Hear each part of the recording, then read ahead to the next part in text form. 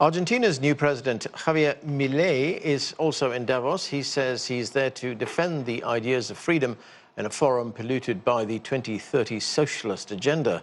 Back home, his government is facing increasing opposition as the country's Congress debates an omnibus bill aimed at deregulating the economy and changing hundreds of laws. Joel Richards has more from Buenos Aires. After a spike in inflation and as austerity measures kick in, trade unions in Argentina say workers have lost nearly a third of their salaries in just 1 month since Javier Milei became president. Unions are on high alert over major reforms proposed by the government. If the laws were to be passed by Congress, they would destroy the labor rights of all Argentine workers, both in the public and private sectors. Milei's mega decree and far-reaching legislative bill aims to transform Argentina.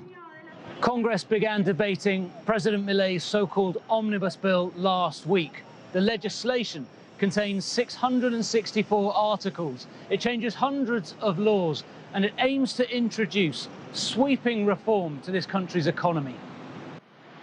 The bill includes privatizing state companies and a wholesale deregulation of the economy. The bill also declares a public emergency until the end of 2025, which would allow the president to legislate on a range of issues without approval by Congress. Constitutional lawyers have questioned the proposed legislation. The president has entered the domain of Congress and intends to make laws through decrees for reasons of necessity and urgency.